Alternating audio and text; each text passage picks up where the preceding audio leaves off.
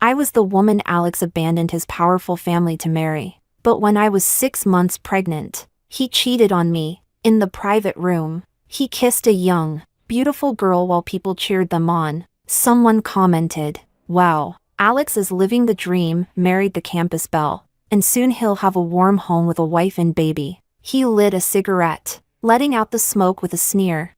Alicia's nice, gentle, pretty, but every time I think of the hardship I endured to leave my family and build my business just to marry her, I feel like an idiot. Looking at her now, she's just bland, timid, dull, and utterly boring. Then he kissed the girl beside him again, stroking her cheek with a flirtatious grin.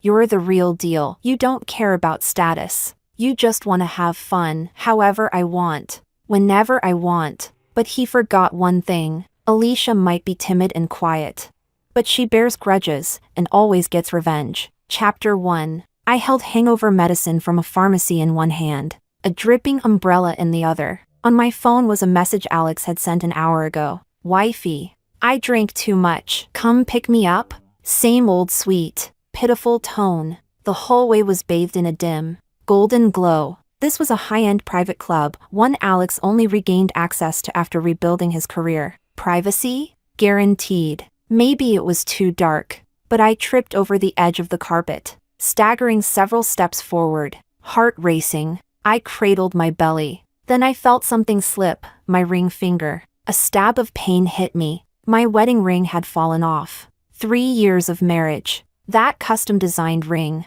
crafted by Alex himself, had never left my hand. So many times, post-intimacy, he'd kiss my fingers, whispering, "So beautiful. Alicia's beautiful everywhere. Only Alicia deserves a ring made by me." And now, it fell off, just like that. No warning, like a dead leaf in autumn.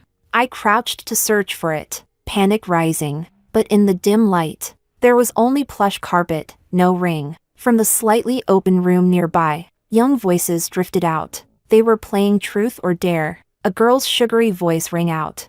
"Alex, I really can't drink anymore. Help me just this once, and I'll give you a special reward tonight." His tone rose lazily. "Liar, you said that last night too." Who was crying halfway through?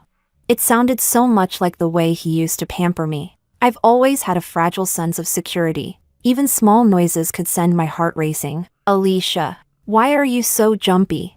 "Don't worry. I just dropped a cup too loudly." He'd wrap me in a blanket and hold me tight, gently stroking my back. "You're like a little bunny. I'll be gentler, okay? I won't let anything scare you." His warmth calmed me. Bit by bit, I let my guard down. Bit by bit, I gave him my heart. And now, that entire world I built crumbled. My heart felt hollow. Tears came fast, unstoppable. The heartache, buried for a month, returned like a tidal wave. Yes, I had known for a month. I knew Alex was cheating on me. Chapter 2. It was raining that day too. Autumn in Beijing meant the weather changed every single day. I had scheduled my prenatal checkup in advance and was waiting in a thick trench coat for Alex to pick me up. He was supposed to be back by 2 p.m., but by 3, there was still no sign of him. As the appointment time approached, I called him. When he picked up, his voice was a little hoarse, yet still gentle and patient. He said, "Sorry, baby, I've been working with an overseas company, and a meeting just came up. How about I have my assistant take you there today?" I didn't like strangers getting too close to me, even his assistant, whom I had seen many times. But he had indeed been extremely busy lately. So busy that he only came home after I fell asleep and was gone again before I woke up. Only the lingering warmth in bed told me he had been there the night before. The last time I saw him was 2 days ago. He looked utterly exhausted, wrapped his arms around me, and nuzzled my neck with his soft hair, like a loyal wolfhound begging for his master's affection. He said the company was about to go public and he hadn't had time for me or the baby. He pouted and begged for kisses to make up for the time we hadn't spent together. Thinking of that softened my heart. I gently reminded him, "All right, just make sure to rest too, okay? Your health comes first." He chuckled on the other end of the line. A loud moi sound followed. "Okay, I'll do whatever my wife says." At the charity gala last night, I bid for the angel wings necklace for you. I'll bring it back tonight. My face flushed with joy. Angel wings was my favorite piece from a renowned designer. It was the only piece from the Freedom collection ever released for auction. I had stared at its photo in the magazine countless times. He noticed and, amused, pulled me onto his lap, saying that if I pampered him enough, he'd get it for me. So, for that necklace, I did pamper him for a long time. In the end, my tongue was numb, lips swollen, and my legs too weak to stand. He held me in his arms, voice hoarse as he said, "Silly Alicia, no one else deserves this necklace but you." But in the end, that necklace never made it onto my neck. While I was happily looking at the ultrasound, admiring the baby who had grown tiny arms and legs, that man, who said he was busy, who wanted comfort, was sitting in the next room of the gynecology department, holding a crying girl in his arms. It's just a luteal rupture caused by excessive intercourse. Nothing serious. Just be mindful of frequency and hygiene. Avoid intercourse for a while. The girl sobbed in pain, snuggling into Alex's chest and whining. Alex held her hand and kissed her forehead gently again and again, comforting her softly. In truth, Alex never had a good temper. Born into a wealthy family, he had been placed on a pedestal since childhood. In his youth, he was arrogant and wild. He had a fiery temper and was vindictive toward anyone who crossed him. His peach blossom eyes held nothing but pride and malice, let alone comforting others. He barely knew how to talk nicely. Only when he looked at me would those eyes soften. Now, he had learned how to comfort another girl like that. I stood at the doorway, clutching my medical report so tightly that it crumpled in my hand without me even realizing. Alex was right. I was timid and dull. Even after catching my husband cheating, I instinctively hid, afraid to confront them. What was I thinking? Oh. I was thinking, does Alex know I'm here for a prenatal checkup today? Does he remember I've always come to this private clinic? So, bringing her here, wasn't he afraid I'd see? Or did he do it on purpose? Did he want me to see them together? Was he tired of explaining and wanted me to give up on my own? My eyes scanned over their tightly entwined bodies. Finally, I focused on her neck. That necklace, the one I'd stared at in magazines countless times. He gave it to her. Chapter 3. That day. I don't remember how I got home. I just remember I walked through the rain, and my phone kept ringing and stopping in my pocket. It wasn't until I got home that I finally answered. Alex's voice sounded frantic. "Baby, where did you go? My assistant said you disappeared after you left. Where are you? Send me your location, I'll come get you." I numbly and calmly told him.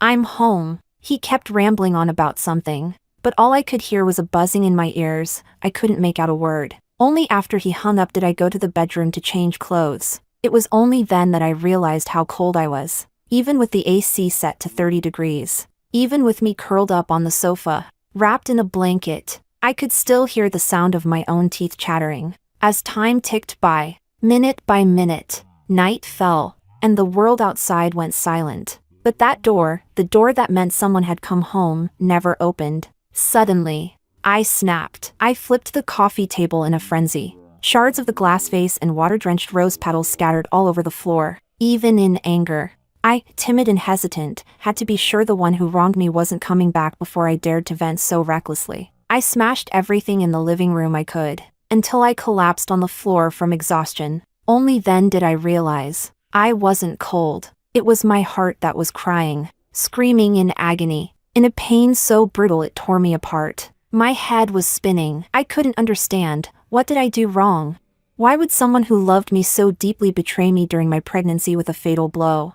For the next month, I fell into an endless loop of inner torment. I became obsessed with my sagging belly, my tired, pregnancy-worn face. At times, I truly believed I was the worst, most worthless person in the world, and still, I instinctively tried to hide everything, pretending none of it ever happened. I didn't dare to say it out loud. I lost my family at 17. For the past 8 years, Alex had become my only family. He was all I had. I was terrified that if I exposed the truth, I'd lose him too. But no matter how much I avoided it, I couldn't help but look for clues, and I always knew. With disturbing precision, when he had just come back from that woman. The sweet, sticky perfume on him when he held me, the occasional lipstick stain on the collar of his white shirt in the laundry basket, the strands of chestnut curls in the passenger seat that didn't belong to me, all the self-doubt, all the details I once ignored, piled up like mountains, slowly eating away at my sanity. On the surface, I remained composed, but inside, it was a tsunami, wave after wave, crashing violently into my heart, until that heart, like an old crumbling wall, began to crack, piece by piece breaking apart, revealing the foul, rotten marks hidden beneath. Chapter 4. Standing outside the private room at that moment, I finally felt the fog in my head, which had lingered for a month, begin to lift. The noise and laughter inside continued, but I no longer had any desire to go back in. Alex is living the dream, a beautiful wife and kid, plus a stunning mistress. I heard his wife used to be the campus belle, an ice queen, famous at school. She even went to the same college as the little mistress. A playful female voice chimed in. Really? Really? Alex, your wife is my senior. You told me she was so pitiful, lost her parents early. Her mom was even pregnant when she died. And her stepdad used to beat her. I thought she was some washed-up old housewife. Her voice grew sulky, mixed with a pout. If you'd told me your wife was this pretty, I wouldn't have asked you in bed last night who looked better between me and her. How embarrassing. Nah, sweetheart. When men cheat, they don't pick prettier women. What do you think she really wants from you? Exactly. And just because someone comes from a rough background doesn't mean they can't be beautiful. Your family's nothing special either. Look at Alex. His looks alone tell you his wife must be a knockout. You could guess that with your toes. The teasing became too much, and the girl burst into tears. Alex laughed and tried to smooth things over. Why are you teasing her?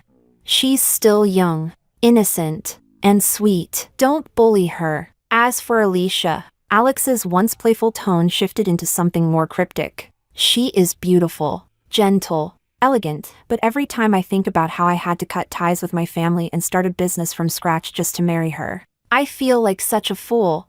And now, looking at her again, she's really just average.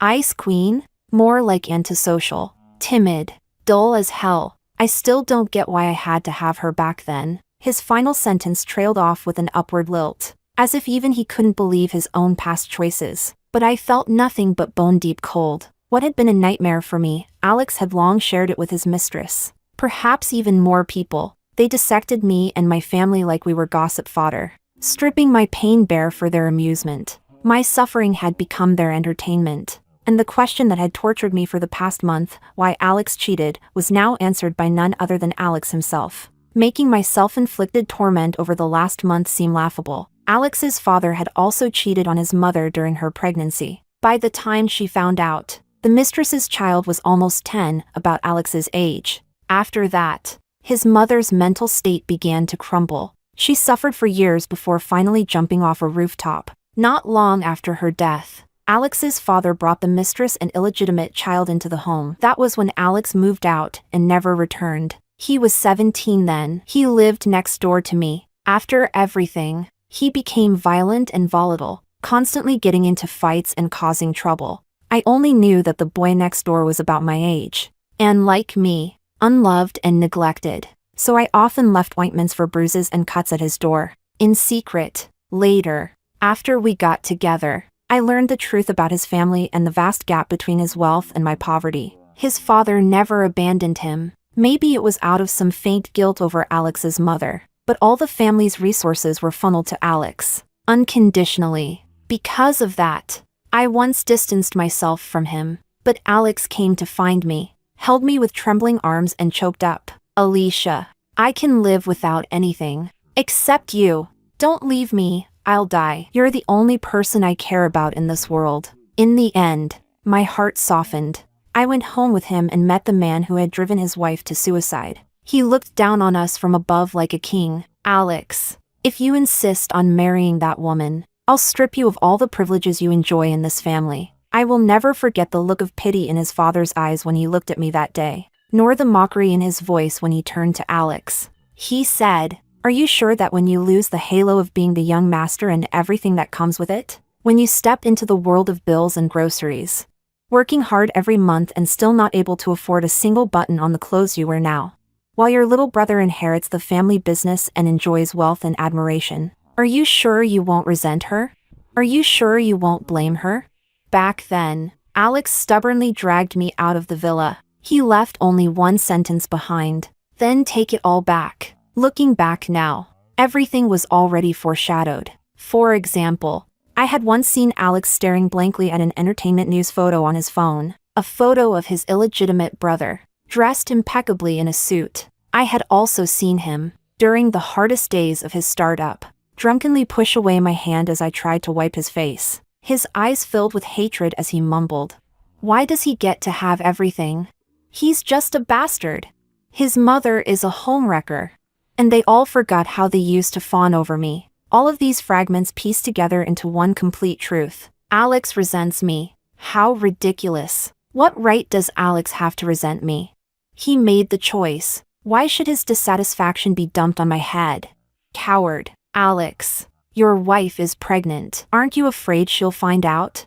After that line, silence filled the room. Then, a sudden crash of breaking glass, followed by Alex's cold threat. "So keep your damn mouths shut. She's about to give birth." At this critical moment, nothing can go wrong. But, from the narrow gap in the door, I saw Alex casually toss the shattered glass aside. He leaned back, his superior profile shadowed, unreadable, as if the warning just now had been nothing but an illusion. His Adam's apple bobbed. He said, "She's 6 months pregnant now, her belly this big. Besides, I'm all she has. Even if she finds out, what can she possibly do?" Staring at the man I once loved so deeply, my body started trembling, my legs turned weak. I could only lean against the wall to keep myself standing. My mind flickered through countless scenes, until one stopped. A bloody night in a thunderstorm, a drunken, raging man, a little girl crying non-stop, and a heavily pregnant woman clutching the girl desperately. "Alicia! Alicia! Run!" The woman's eyes were bruised black and bleeding. Blood seemed ready to drip at any moment. Her hair was a mess. Her voice broken and ragged like something was stuck in her throat. Behind her, a man was punching and kicking wildly. His voice pierced through time and hell itself as it reached my ears. "You're fucking pregnant. Your belly's already huge because of me. What can you do? Where can you go? Run? You'll never escape me in this lifetime." That was my past. The past I had spent my whole life avoiding. Now it stood before me again, 1,000 blades pinning me to the spot, forcing me to watch, unable to escape. No, I don't want this. I won't let this be my life. After a long time, the chaos inside resumed. Alex wrapped his arm around the girl's slender waist and kissed her amid everyone's cheers. Only then did the strength slowly return to my limbs. I suddenly laughed. So-called salvation was nothing but another abyss. I turned around and walked down the dim corridor step by step. My footsteps grew lighter. Finally, I held my belly and started running, until I stepped into the light again. Alex was right. I am timid, wooden, slow to react. But I am also the type who never forgets a grudge. When I offer softness and someone stabs me with a blade, he should know, I will never forgive him. My phone chimed. It was Alex. "Baby, tomorrow is our 3rd wedding anniversary. I prepared a surprise. Love you." Expressionless, I deleted the message. Then, without a moment of hesitation, I took a taxi and left. Chapter 5. I had the best sleep I'd had in a month. When Alex came back, I was on the balcony trimming flower branches. The housekeeper Monica had just returned from her countryside leave and was helping me wipe water stains off the flower pots while chatting about interesting stories from her trip. I burst out laughing, and Monica smiled warmly with me. "Madam hasn't laughed like this in a long time." "Aw, Sir is back. No matter how busy he is, he always comes home on your anniversary." Out of the corner of my eye, I saw the man in the garden below, holding a bouquet. He was frowning, carefully adjusting his clothes in the car mirror, and the roses in his arms were glistening with dewdrops. Married so long, yet Sir still tries so hard to look his best for Madam. "Look, he's even spraying perfume down there. Sir truly loves you." I let out a cold laugh. Just a man doing a final check to make sure his wife doesn't catch his lies. What are you two talking about? So happy? Alex came up quickly after a wild night. He had cleaned up nicely and looked full of energy. He wore the black designer suit I'd bought for him. It fit perfectly. Broad shoulders, slim waist, long legs. His arms filled out the sleeves with lean muscle. Nothing much, just saying how loving you and Madame are. Sir, why don't you keep Madame company while I go prepare lunch? Monica left with a smile, leaving us alone. Alex raised his brows and walked over with a playful smile, setting the flowers down before wrapping me in a hug. Monica's great, always witnessing my love for my wife. I lifted my hand to push him away. Even the strong scent of his cologne couldn't mask that sweet, cloying trace of another woman's perfume. You stayed at the office again last night? I turned to meet his eyes. Yeah, it was 2 a.m. by the time I finished work, so I just slept at the office. Babe, I missed you so much. I can't sleep without holding you. He took my hand and nuzzled his head against it, sounding pitiful, completely guilt-free. I let out a quiet laugh. Really? It rained last night. I was worried you'd get soaked, so I brought you an umbrella. Your coworkers said you left early. Alex froze mid-motion. I calmly pulled my hand back and sat down on the sofa, not even looking at his face. Then suddenly, he rushed over and held me tightly, his arms wrapping around me like a vice. Even his tone became cautious. I'm sorry, babe. Last night, a company CEO said there was an issue with the contract, so I had to entertain him late. I drank a lot and blacked out in a random hotel. I didn't mean to hide it from you. I just didn't want you to worry, especially with the baby. The more he spoke, the softer his voice got. A look of grievance slowly crept onto his face, as if he really were a good husband, misunderstood while working hard for his wife and unborn child. I tried to pull away, but he held me too tightly. So I simply said, your peach-scented perfume is suffocating me. Alex, you know I hate peach. At that moment, his entire body went stiff. Pity had long since been replaced by numbness, and that was good, because I could finally look at him with a calm, unfeeling heart. Chapter 6. The following day, Alex clung to me almost constantly. He had showered again and changed into fresh clothes, smiling as he explained, that female assistant must have accidentally brushed against me last night. That's probably where the scent came from. Not the slightest panic from nearly being caught cheating. I truly never knew he could act this well. I smiled and nodded, letting the matter pass. Alex gave the housekeepers the day off, saying he wanted to spend the whole day with me. Just the two of us, clinging to me like glue. He didn't even let them cook, just sent everyone away. Watching him bustling around the kitchen, for a moment, I felt as if I'd gone back to the early days of our marriage. Back then, I had trouble sleeping. My mental state was poor. I was thin, and he would personally cook for me every day after work, determined to feed me well. If only his phone hadn't kept ringing. He frowned as he rejected yet another call. 2 chicken wings in the pot were burned because of his distraction. At the same time, my own phone buzzed a few times. It was several pictures and a folder. The photos were taken in Alex's office. A woman was kneeling on the desk, her tight skirt pushed up, the man only undoing his zipper. Their bodies were tightly connected, his restraint mixed with her pleasure. I felt nauseous and pressed my hand against my chest, only to realize I felt nothing there anymore. A good sign. Actually, useless old hag. Take your baby and go die. I can give him a child too. I just got the test results. Guess, will he still want you after seeing this? A sonogram was attached. He's been sick of you for a long time. He told me if it weren't for you, he wouldn't have suffered so much. The only reason he hasn't divorced you is your baby responsibility. Let him go, okay?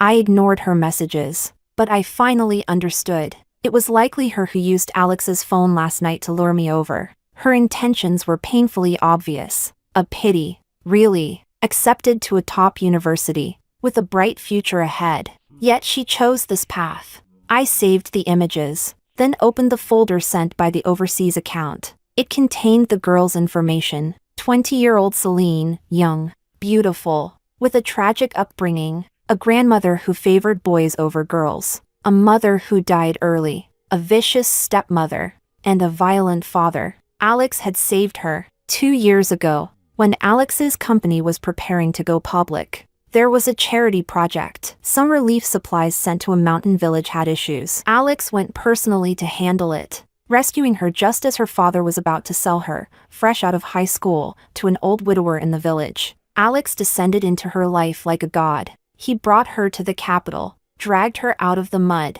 financed her education. Falling in love with her savior was only natural. She's a lot like you. The overseas account sent another message. I snorted, still in the mood to joke. I never slept with someone else's husband though. She must have been speechless. After a long while, she replied, does he have a savior complex or something? Why does he always enjoy rescues? Maybe he does. During lunch, the messages kept coming, this time filled with irritation. Want me to avenge you? I hacked into that scumbag's computer. There's plenty of dirt. I could upload it to her campus forum. Forget it. The problem isn't the shit he stepped in, but the man who stepped in it. What are you chatting about? You look happy. Alex placed the dishes on the table. He knew I had a very special friend, one who never showed up and appeared unpredictably. I smiled and walked to the table, talking about a fallen woman rescue story. Alex pulled out my chair and helped me sit carefully. What's so interesting about that? You haven't had my cooking in ages. He leaned over and kissed my forehead as I sat down. The moment I remembered the photo Celine sent, my stomach churned again, and my mood soured. Without thinking, I said, real stories are always entertaining. A man meets his beloved wife in a club, and years later, he brings his mistress out of the same club. Tell me, does he have some special fetish, saving fallen women? Alex's hand shook, the ladle tipped. The soup spilled and splashed onto his hand. I watched coldly as he panicked, rushing into the kitchen to rinse it. When he came back, a blister had already formed on his hand. I flipped my phone face down on the table and looked at him as he stood frozen, unsure what to say. Finally, he asked, babe, did you hear some rumor? I shook my head and smiled gently. Let's eat. My phone screen remained on Celine's message. Guess if he'll celebrate your anniversary with you today?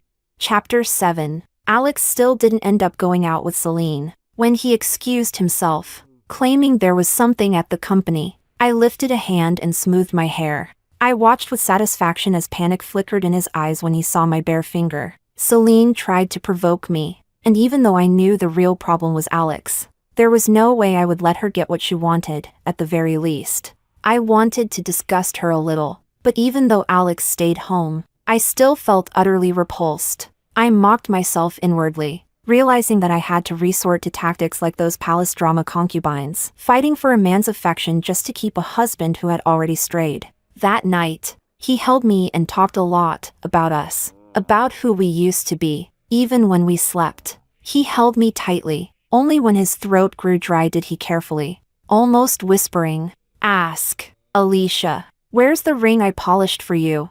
I forgot where I tossed it, I replied. Silence fell behind me for a long time before Alex finally spoke again. It's fine. If it's lost, it's lost. I'll make you another one. A sudden coldness touched my neck. I lowered my gaze. The wing-shaped diamond on the necklace pendant shimmered faintly. Alex turned my body to face him, his eyes filled with deep affection. Alicia, happy 3rd anniversary. The necklace you wanted, I brought it back for you. It was the angel wings necklace Celine had worn. I closed my eyes and hummed in acknowledgement, pretending to sleep as I turned away from him, showing him the back of my head. Maybe the anniversary had already become too chaotic. Alex didn't say anything more. He simply wrapped his arms tightly around me from behind. Just before I drifted off, I vaguely heard him murmuring, Alicia, be good, you have to stay with me forever. You can never leave me. But his so-called forever only lasted a few hours. I woke up the moment Alex quietly got out of bed in the middle of the night. I kept my eyes closed, listening to him fumbling in the dark as he dressed and then left the room. Downstairs, Celine seemed to have been waiting for a long time. The moment he appeared, she threw herself into his arms. I watched silently for a while, then yanked the necklace from my neck and tossed it into the trash bin. After that, I went to sleep in the guest room beside ours. Dirty, absolutely filthy. The moment he left, I couldn't pretend anymore. Chapter 8. I received Alex's message the next day. He said he had to go on a business trip, sounding extremely cautious. I'm sorry, baby. This business trip was decided at the last minute. It's an emergency. When I come back, I'll stay with you through the rest of the pregnancy. I won't go anywhere. I'll stay right by your side. Baby, be good and wait for me at home. Work is the most important. Don't worry about the rest. When you come back, I'll have a big gift for you. That's how I replied. On my phone was a photo of him holding Celine's hand as they boarded the plane. The tall man and the petite woman looked like a pair of deeply entwined lovers. Turning off the screen, I took out the photos we had taken over the years and fed them into the shredder. Then I let the people I had already arranged for come in and smash everything in the room that could be called a memory we shared. The handmade ceramic cups we made together. The trophy we won from the school project we worked on. The handmade rocking chair I had pestered him to make for me. And even the baby's room we had already finished decorating. We actually could have checked whether the baby was a boy or a girl. But Alex refused. He said he wanted to wait the 10 months and see for himself. So we decorated 2 nurseries. The pink one for a daughter, the blue one for a son. But now, they were turning into ruins before my eyes, along with all my expectations for the baby. After telling the babysitter she wouldn't need to come for the next few days, I left the house. In the car on my way out, a message came from my overseas account. Are you sure about this? Yes. I'll come back to be with you. Just 5 short words. And all the grievances of these days burst like a breached dam. Tears instantly streamed down my face. Okay. Chapter 9. Night fell, and Alex leaned against the window smoking. A nurse in the hospital room reminded him, "Sir, smoking is not allowed in the ward." Alex responded quietly and crushed the cigarette ash with his fingers. How is she?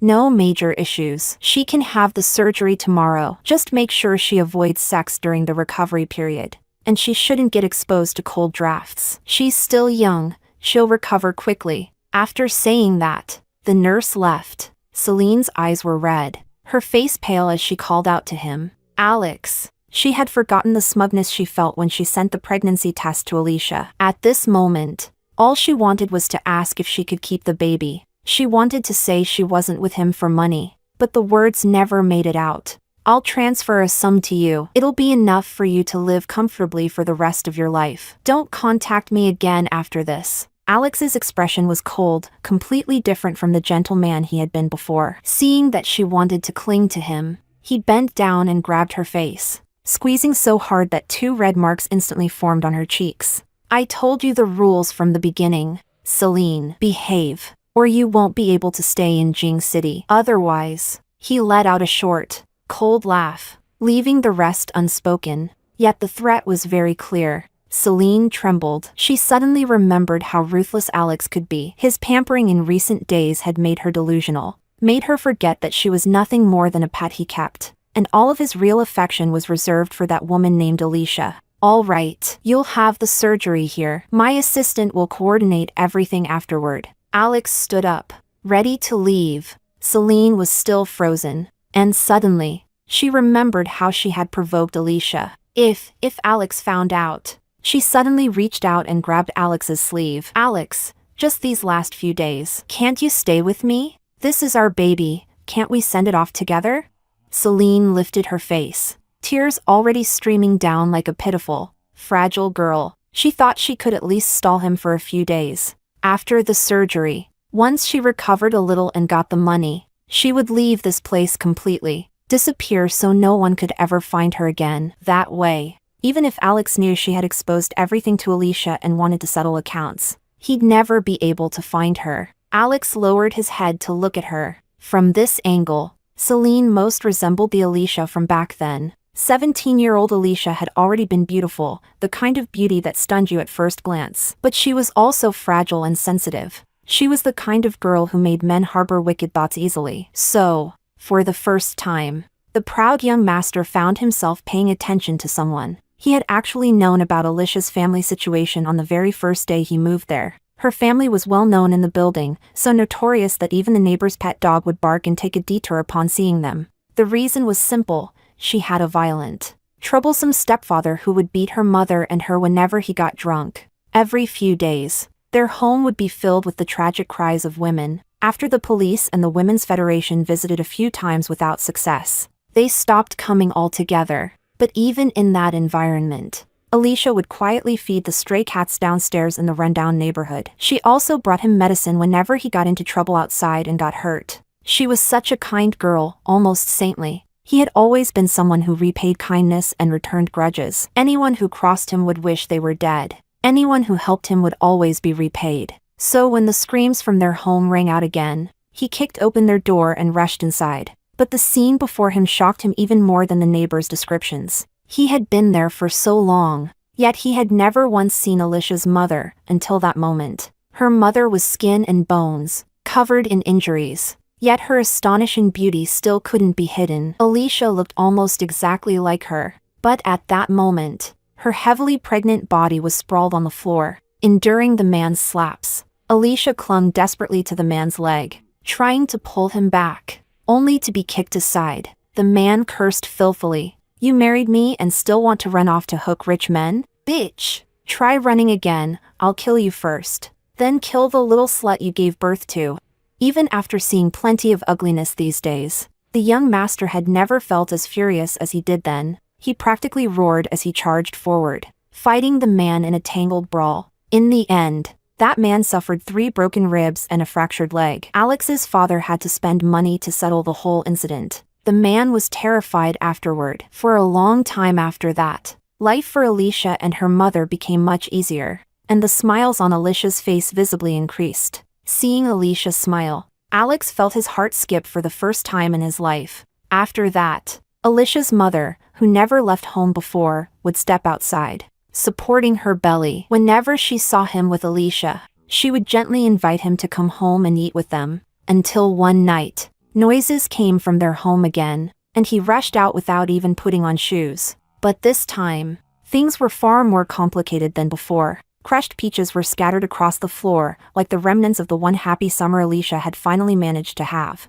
Alicia's mother and stepfather lay in a pool of blood nearby, while Alicia sat trembling in the corner, motionless, holding a peach in her hands. She looked like a dandelion in the wind, as if a breeze could scatter her into nothingness at any moment. For the first time in his unruly life, the young master felt fear. Trembling, he rushed to her and held Alicia tightly in his arms. Over and over, he soothed her with a gentleness he had never shown anyone before, until she finally broke down and cried. If at first, he had noticed her because of her exceptional beauty, later on, he truly fell in love with this ill-fated girl. As for Celine, when he first saw her, she was still in her early teens, tied with a rope and dragged like livestock toward a limping, sleazy middle-aged man. The girl's eyes were dim, her expression numb, and in that instant, he remembered Alicia trembling in the corner that night. They were both pure jasmines blooming out of the mud. In that moment, compassion stirred in him, but it was only compassion, because his heart belonged entirely to Alicia. Thinking of this, his gaze softened, and he whispered, "All right." Chapter 10. In the following days, Alex continued to interact with Celine just as before. It was the last few days. After all, he thought he should at least give this young girl who admired him a bit of final care. Yet somehow, Alicia's image kept surfacing in his mind, her crying in that dark, cramped little room, her silently delivering him medicine and tending to his wounds even while drowning in her own turmoil, her trembling beneath him, obedient and fragile, still terrified of men because of her stepfather, yet enduring him anyway. He missed her, especially when he saw Celine being pushed out of the operating room. His longing surged to its peak. At that moment, Celine's face was paper white, her whole body shrinking inside the loose hospital gown like a flower wilted beyond saving. But Alex couldn't help thinking, would Alicia be in this much pain when she gives birth? He thought, it's fine, he would stay by her side, hold her in his arms and comfort her, hire the best postpartum care team for her. He thought, this lifetime, they would only need this one child. He would never let Alicia suffer again. But their chat history was still stuck on the day he said he had to go on a business trip, and Alicia told him work was most important. These days, he really did have company matters to handle, and with Celine's abortion surgery on top of it, he was overwhelmed and had no time to contact her, and she didn't reach out to him either. Suddenly, Alex remembered, on their anniversary, Alicia's behavior had been extremely unusual, as if she had found out something. His heart tightened with panic. He hurriedly sent Alicia a message. So anxious he didn't even hear Celine calling him. Only when the chat page displayed typing, and after a long wait, a message popped up. The baby and I are both fine. Focus on your trip. Did his heart finally settle? He asked Celine. What were you saying just now? Celine sniffled pitifully, her eyes slightly red, pressing her cheek against Alex's palm. Alex, it's the last few days. Can you stay with me, please? Alex didn't speak. He simply put down his phone. On the day Celine was discharged, Alex immediately asked his assistant to book a flight back to Jing City. Before boarding, he called Alicia. Her voice was still gentle, saying she would pick him up at the airport. He curved his lips happily. Baby, stay home and be good. You're 6 months along. Don't run around everywhere. I brought you a gift. Right before hanging up, he was struck with a sudden impulse and called Alicia. A soft came from the other side. He said, I love you. The past few years had been too difficult. He had left his family's support, and from starting a business to rebuilding himself in Jing City, he had endured countless hardships. So many people called him an idiot, throwing away his position as heir all for a woman. They compared him with that illegitimate son. Who was he? He was once heaven's favored child, the crown prince, admired by everyone. Yet people threw his dignity and reputation to the ground for that bastard to trample. Those playboys he once looked down on could, just to flatter that illegitimate son, casually crush his barely recovering company into decline again. Because of all this, he had unreasonably blamed Alicia and even hated her. Hated that her existence made him lose his mind and abandon everything. And so, as time passed, he had rarely spoken those 3 words with such genuine warmth again. Yet now, speaking them suddenly, his heart pounded like a foolish young boy's, eagerly waiting for her reply. But time passed, long enough that his wildly beating heart slowly calmed, and the smile on his lips faded. Only then did she say softly, He hung up. The warmth faded, and the smile on his face stiffened a little. But it didn't matter. Celine was the only thing he had ever wronged Alicia with. Once he went back and wiped away all traces, nothing would remain. Alicia would never know anything. They would still be as loving as before. And soon, their baby would arrive. As the harmonious scene flashed in his mind, even his expression softened. After he got off the plane, a light drizzle began falling over Jing City. Even the air seemed to carry a sense of foreboding, like something important was about to be ripped out of his life. Alex forced himself to focus as he got in the car and pressed the accelerator repeatedly. Faster, faster. He would drop Celine off at school and then go home to find her. What was Alicia doing now? Was she quietly reading on the sofa? Or trimming the few potted plants she treated like treasures on the balcony?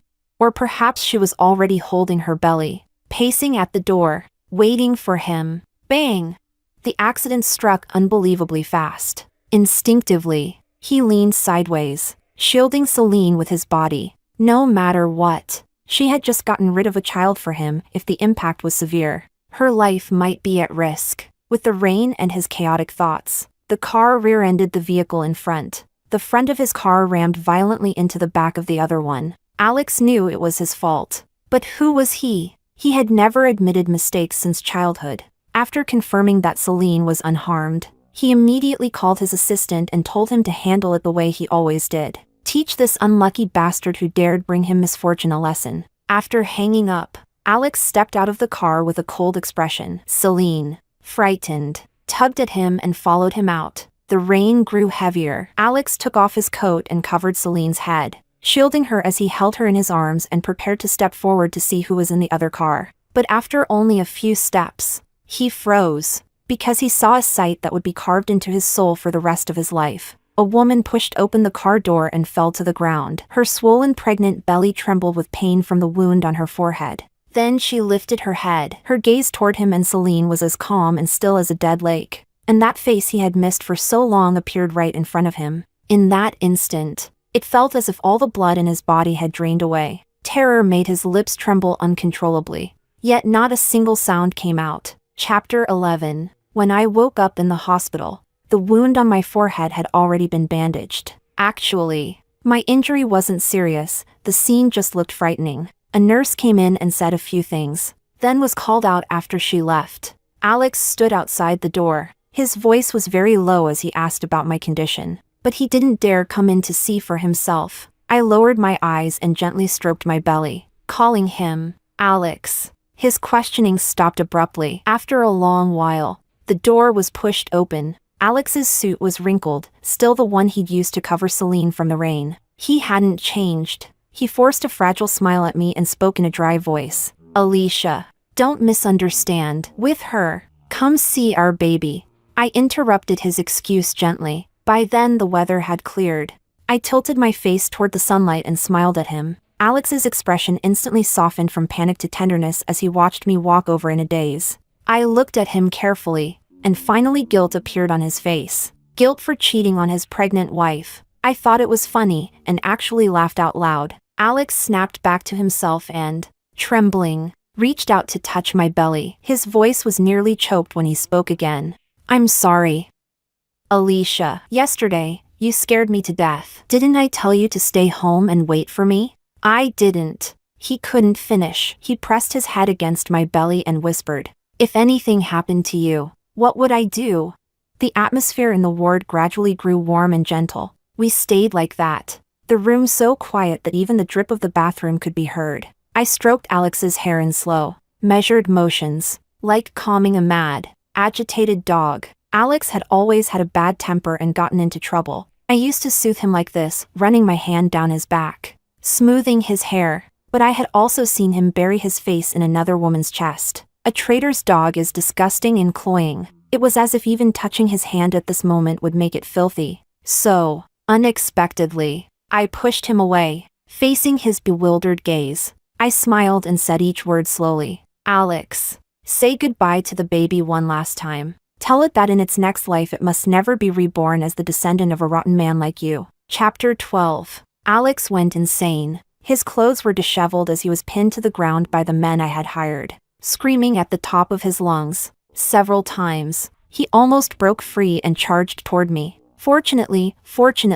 I had prepared in advance. When the contractions started, the men I had paid to stand guard outside held him down. As he watched the changes in my expression, his eyes shifted from shock to pain, and finally to utter despair. Alicia, you're joking, right?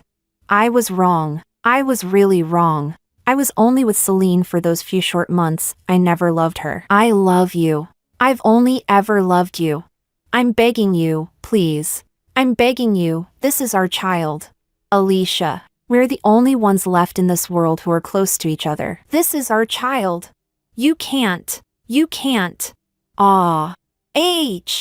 Alex's eyes turned blood red, as if he were about to bleed from them, his emotions collapsing entirely as he let out inhuman screams. Yes. In the end, I still chose to induce labor, to remove this child, and I did it right in front of Alex. I could clearly feel the medicine taking effect, the violent movements of the baby inside me, its final struggle. My stomach twisted in pain, and my heart spasmed. Trembling, I nearly crawled off the bed, inching step by step toward him. My calm shattered. I grabbed him by the collar. No, I can, Alex, because trash like you and your father don't deserve to have descendants. Alicia! Pinned and forced to kneel before me, Alex screamed in agony. In the 7 years I'd known him, and the 3 years we had been married, he had never once lost his temper at me. Now his eyes were ferocious, and the hatred he had buried deep finally surfaced. Knowing he hated me was one thing, seeing it was another. For a moment, everything felt torn and absurd. That was your child too. I made the mistake. What did it do wrong? Even the chance to be born is being taken away. How can you be so cruel? Did you forget your mother? She died protecting you. You're a mother now. Alicia! He spoke incoherently, trying to attack me with the deepest wound in my heart. But I didn't care, because I knew, if my mother saw this moment, she would be happy for me. She would be relieved that I didn't walk the same path she did.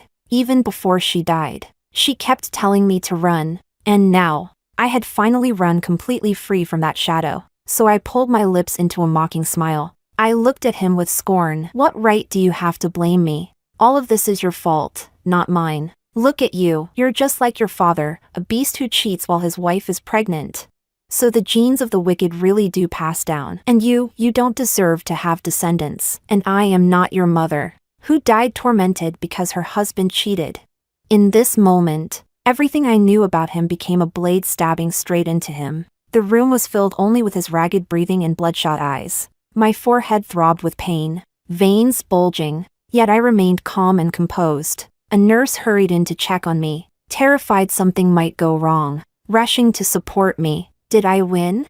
No, I didn't. In this battle, we were both losers. Alex was pinned to the ground, forced to kneel. I turned my head away, unwilling to look at him anymore. He should kneel to send this child off. Chapter 13. My belly hurt more and more. It felt as if my entire lower body was being torn apart. An induced labor meant delivering this child. Already a stillborn, a nurse supported me as I paced in the bathroom, running her hand down my back and coaching me how to regulate my breathing. Alex knelt at the bathroom doorway, his eyes bulging as he stared fixedly at my belly, tears streaming uncontrollably down his face. It turned out he cared about this child that much. My abdomen felt as if countless dull blades were twisting inside, sweat soaking my body inch by inch. But looking at Alex like that, a strange thrill ran through me for a moment. My scalp tingled. Partway through, the doctor came in to check on me and gave me an injection for painless delivery.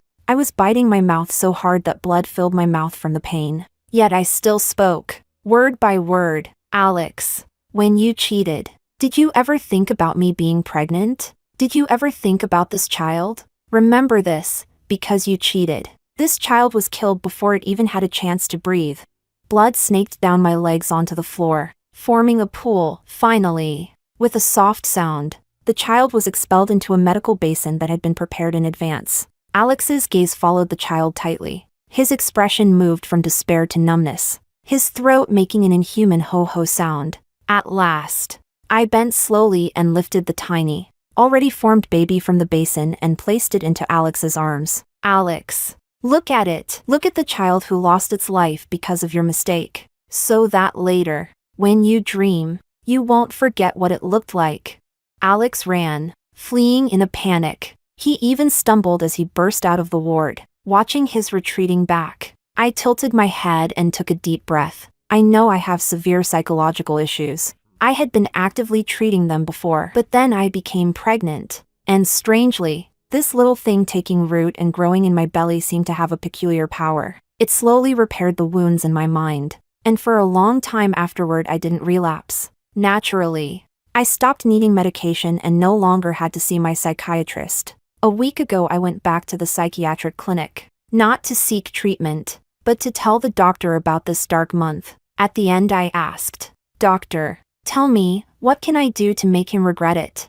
My psychiatrist didn't answer, and I didn't wait for him to. As Alex said, he was the person who knew me best in the world, and I knew him just as well. After so much therapy, I had learned how to reverse direction and strike at a person's weakest point. I think Alex will never have children again in his life. This is a brutal psychological castration. It is the big gift I promised to give him. Chapter 14. I stayed in the hospital for a week. During that time Celine called me once. On the other end, she no longer sounded smug like before. She hysterically demanded, "What did you do? Why won't Alex's fever break after he came back? He can't even eat." Alicia, you vicious woman. You should go to the 18 levels of hell.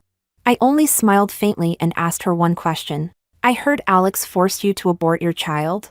There was a sharp bang as she slammed down the phone. On the 8th day in the hospital, an unexpected visitor came to my ward. The woman was dressed all in black. After she entered and glanced at me, she finally removed her mask and took off the hooded coat. Seeing her face, nearly translucent from years away from sunlight, I choked and then burst into loud sobs. That afternoon I was discharged. On the way to the airport Alex called me. I didn't pick up. He called once more and then stopped. While waiting at the gate, Abigail pulled her hood and mask back on, tapped at her laptop for a while, and then raised an eyebrow with a smile. "It's done." I sat there in a daze and didn't ask what was done. Abigail was the friend of mine who had never shown her face. Her situation was almost the same as mine. The only difference was she actively avoided light and crowds, while I was afraid of crowds. She used to be a hacker. She was once arrested for provocatively breaking into the systems of a long-established foreign family company. That family later bailed her out and hired her as a network security engineer. So when she says it's done, it's not likely to be anything good. The divorce papers have already been sent. Soon you'll be able to come abroad and live with me. She ruffled my hair. Only then did I turn to look at her. It won't be that easy. Alex is persistent and vindictive. This time took him by surprise. He didn't have time to react. But he never lets grudges go. Whether love or hatred is involved, he will never let it go easily. So before coming to the airport, I first went to see someone. The current person in control of Alex's family business, the illegitimate younger brother, the private son. I know Alex well. His pride is enormous, even though he has made a name for himself now. The fact that his father once recognized that illegitimate heir is a source of lifelong resentment for him. He would never accept being trampled by that person. That would hurt him worse than death. In the early days of our venture, Alex loved me and gave me 20% of the shares. Now I sold those shares to that illegitimate younger brother. These two have been at odds for years, each trying to crush the other. This opportunity, the private son would surely not miss. Only if they fight could I buy myself some time to recuperate and get the money I need to live abroad. Chapter 15. After going abroad, I spent a long time recovering. The 6-month induced labor had caused great damage to my body. During that period, I finally understood what Abigail meant by "it's done." She had hacked into Alex's computer, taken the bed photos and videos of Alex and Celine, compressed them, and scheduled them to be sent out widely to every one of Alex's business partners and company employees. She also privately forwarded Celine's provocative messages to Alex. Alex's company had already been unstable because I sold my shares to the illegitimate son. These things only made Alex's situation worse. Even then, he still didn't give up contacting me. No matter how tightly Abigail guarded things, a few messages would still appear on my phone every now and then. "Alicia, where are you? I won't divorce you. I was wrong. Can we go back to how we were? Alicia, I love you. I won't let go. I will find you. Alicia, I know where you are. Once I settle things here, I'll come bring you home. Alicia, I know everything Celine did. I've already taken care of her. No one will stand in our way." In the photo, Celine's face was covered in tears and her hands were tied. The people around her were ones I'd seen in the files Abigail had shown me. Celine's grandmother, her father and stepmother, and the widower who had almost become her husband years ago. My hands trembled as I finished reading the message. Abigail took the phone from my hands and wiped the sweat from my forehead with a towel. Ever since the induced labor, I often broke out in cold sweats and felt freezing all over. At that moment, even my heart felt cold. She helped me up. I made soup. "Come on, let's eat." I nodded weakly. She sneered. "Looks like things still aren't messy enough. You still have the energy to flirt." Then she went back to her room, took out her laptop, and sat at the dining table. "Eat first. I'm going to add a bit more code for him." Before she could start, I grabbed her hand and shook my head. "Don't. He's already a dying force. That illegitimate son won't give him any chance to rise again. It wasn't worth her risking it another time." Chapter 16. Very soon, things took another turn. Celine escaped and posted online, claiming she had been deceived emotionally and physically, and that she had no idea Alex was married. At the same time, Alex released the chat records Abigail had sent him, exposing Celine's lies. The two of them began biting each other like rabid dogs. Those who betray will eventually be betrayed. After my body recovered a bit, I asked Abigail to make a travel route for me so I could go out and walk around. In my 20-some years of living, I had never gone anywhere alone like that. From now on, I would always be on my own, knowing what I had in mind. Abigail planned a route with a huge span, so huge that I traveled around the world. So huge that Abigail reminded me Alex had chased after me, but because my itinerary kept changing, he never managed to run into me even once. During this period, because Alex was distracted, his company was completely swallowed up by the illegitimate son. Abigail sent me a photo of him drunk and passed out on the street, disheveled, broken. That was enough. On the day I returned to Jing City, it was snowing. When I stepped off the plane, The cold wind rushed into my face, and for a moment it felt like another lifetime. When I left, I carried wounds all over my body. Now, after just a few months, setting foot here again, I felt like an entirely different person. No longer sensitive, no longer shrinking back, no longer pushing people away out of fear. When I saw Alex again, it was because I asked him out to discuss the divorce. He had lost a lot of weight, and his hair no longer had the immaculate styling he once maintained. From the moment he saw me, his gaze never left my face. In these months, we had both experienced too much, so we were calm. What happened in the hospital already felt like something from a previous life. After sitting down, I pushed the newly drafted divorce agreement toward him. My shares had already been exchanged for cash. Alex's company was gone, so there was nothing left to fight over in terms of assets. I came back only to get divorced. Alex didn't look at the agreement. Instead, with red eyes, he grabbed his hair painfully and spoke in a trembling voice. I just made a mistake all men make. How? How did we become? I slept with someone else. As soon as my words fell, Alex abruptly froze, like a wind-up doll whose gears had broken. His mouth moved, but no sound came out. His eyes, however, were filled with despair. The redness overflowed with tears that fell one by one onto the table. He rarely cried. The only 2 times I'd seen it were at the hospital last time, and now. Last time, it was uncontrolled tears from shock and trauma, but this time, he cried while wiping his face. Hand pressed over his chest, and after a long moment, he staggered to his feet and reached out to grab my hand. It's okay, Alicia. I'm okay. Let's make up, all right? Let's not divorce. I'll change. There won't be anyone else anymore. I'll make a comeback soon and give you a good life. I simply avoided his hand and gently punctured his fantasy. No, Alex, you won't have a comeback. Your spirit is already gone, and we won't reconcile. That ended the moment you cheated. Alex slumped back into his seat. Of course, I hadn't slept with anyone. I just knew his pride had already been broken almost completely, and making him suffer, that was something I had become very good at. And indeed, he could no longer be the arrogant man who would stop at nothing to get what he wanted. Instead, he kept insisting on how good he had once been to me, insisting he had only made one mistake. Do you know, Alex, it's not just men who are tempted by something fresh out there, women are too. Do you think I don't get sick of the same meals every day? You think I don't dislike the living room always looking exactly the same? It's just that I'm more moral than you. When I get tired of the food, I add some spice. When I get tired of the decor, I randomly rearrange things. I never wanted to live in another man's home. But you? Was it really just because Celine reminded you of the girl I used to be? Chapter 17. Alex eventually signed the divorce agreement. Before leaving, I said one last sentence. By the way, Alex, you once told that group of Playboy friends that I was already 6 months pregnant, that my belly was this big, and even if I found out you cheated, what could I possibly do? Now you know what I would do, don't you? After saying that, I walked straight out of the shop. I didn't look back to see what expression Alex had. I also didn't tell him that the Alicia he thought was dull and timid was actually stubborn to the bone, just as vengeful as he was. That night among the peaches scattered all over the floor, it wasn't my mother who injured my stepfather. It was me, panicked.